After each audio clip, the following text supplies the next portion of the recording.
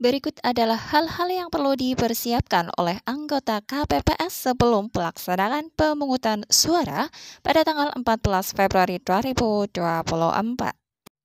Hai, Assalamualaikum warahmatullahi wabarakatuh. Selamat datang saya ucapkan di Usma Ulia channel yang masih sama membahas tentang beragam aplikasi dan informasi. Apa kabar teman-teman semua? Semoga selalu dalam lindungan Allah Subhanahu wa taala. Amin amin ya robbal alamin. Baik, sebelumnya terima kasih disampaikan bagi teman-teman yang telah mengklik video ini, dan pada kesempatan kali ini atau pada video kali ini akan saya informasikan terutama bagi teman-teman yang merupakan anggota KPPS untuk pemilu 2024, yaitu tentang hal-hal yang perlu dipersiapkan oleh anggota KPPS sebelum kegiatan pemungutan suara 14 Februari 2024. Jadi pastikan teman-teman untuk simak video ini sampai selesai ya, jangan di-skip agar tidak gagal paham, juga pastinya tidak ada informasi yang terlewatkan. Ya, langsung saja masuk ke pembahasannya. Sebagai informasi untuk teman-teman, kita merefresh kembali. Jadi KPPS adalah kelompok yang dibentuk oleh PPS sebagai garda terdepan pemilu untuk melaksanakan pemungutan dan penghitungan suara di tempat pemungutan suara. Dan pada video kali ini akan saya informasikan mengenai persiapan dari anggota KPPS yang memang harus dipersiapkan ya. Artinya sudah saya rangkumkan menjadi 7 hal atau 7 tahapan yang memang harus dipersiapkan oleh KPPS sebelum pemungutan suara.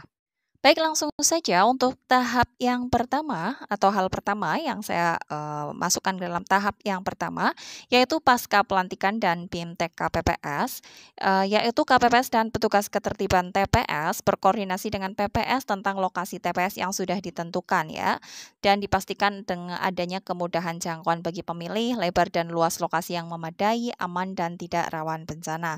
Kemudian dihimbau untuk mencermati DPT, barangkali ada yang meninggal dunia, kemudian pindah domisili, pindah memilih, kemudian ada yang menjadi anggota TNI atau Polri, seperti itu.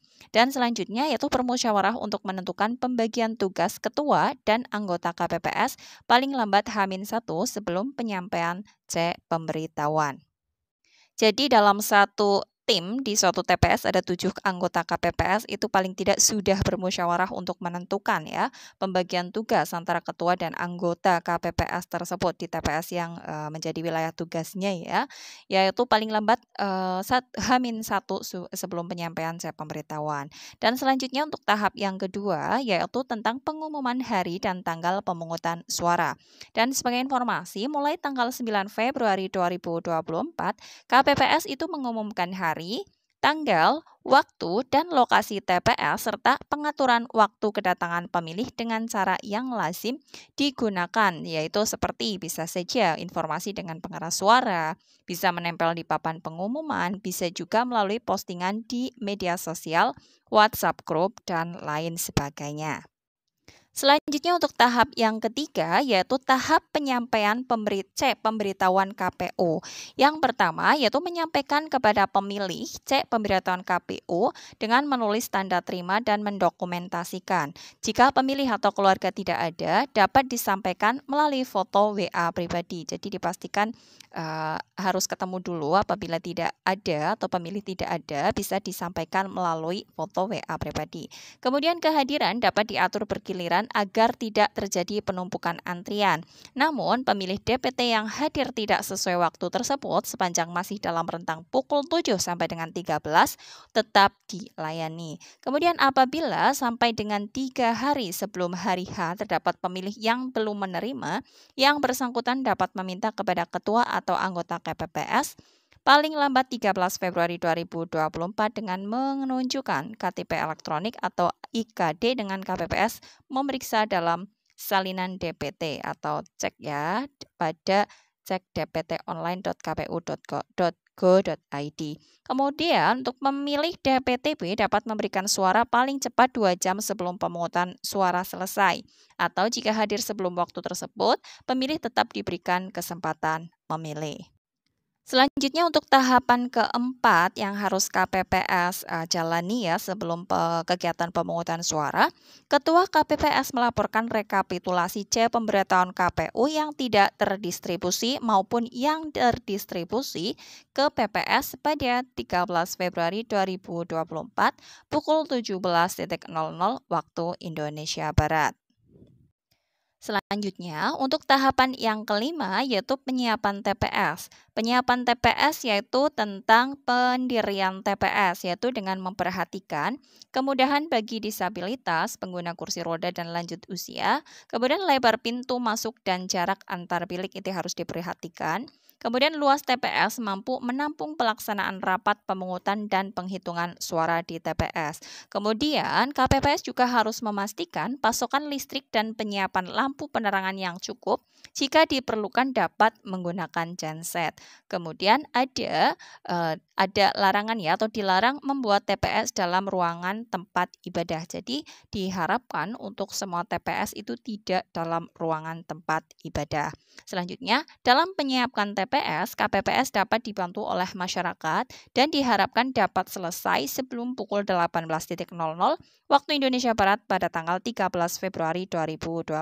Jadi, maksimal untuk pendirian TPS ini maksimalnya yaitu 13 Februari pukul 18.00. KPPS membersihkan alat peraga dan bahan kampanye yang berada di sekitar lokasi TPS ini. KPPS juga diwajibkan untuk membersihkan alat peraga dan bahan kampanye yang berada di sekitar lokasi TPS. Dan selanjutnya, penyiapan dan pengamanan kotak suara berkoordinasi dengan RT atau RW lingkungan setempat.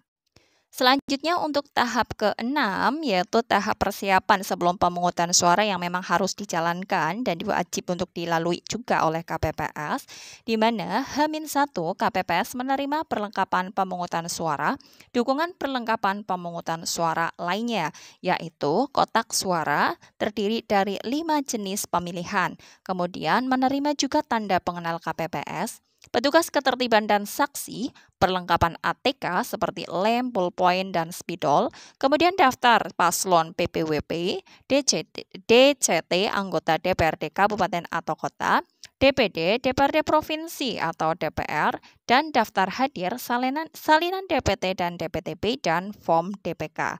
Kemudian, bilik suara, formulir-formulir lainnya, dan pengumuman lainnya.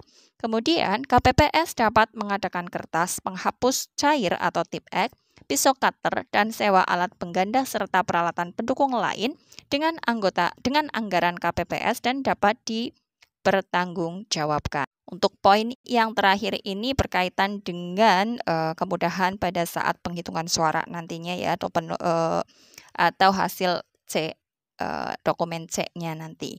Dan selanjutnya untuk tahap yang ketujuh yang memang wajib atau memang harus dilalui oleh anggota KPPS yaitu gladi bersih dan persiapan akhir, di mana Ketua KPPS memandu gladi dan memastikan kembali seluruh petugas KPPS dan petugas ketertiban memahami tugas, wewenang, dan tanggung jawab masing-masing. Kemudian, Ketua KPPS juga memastikan anggota KPPS tersebut beristirahat dengan cukup. Ya, demikian 7 tahapan atau 7 hal yang memang harus dipersiapkan oleh KPPS sebelum kegiatan pemungutan suara pada tanggal 14 Februari 2024. Semoga informasi ini bermanfaat bagi teman-teman terutama yang menjadi anggota KPPS ya. Dan bagi yang merasa informasi ini bermanfaat bisa silakan di-share ke media sosial yang teman-teman miliki. Bagi yang memiliki pertanyaan bisa ditulis di kolom komentar untuk kita sharing bersama dan jangan lupa mohon dukungannya dengan cara subscribe, bunyikan lonceng notifikasinya, juga tinggalkan jejak dengan like dan komen kalian. Salam sukses selalu tentunya dan akhir kata wassalamualaikum warahmatullahi wabarakatuh.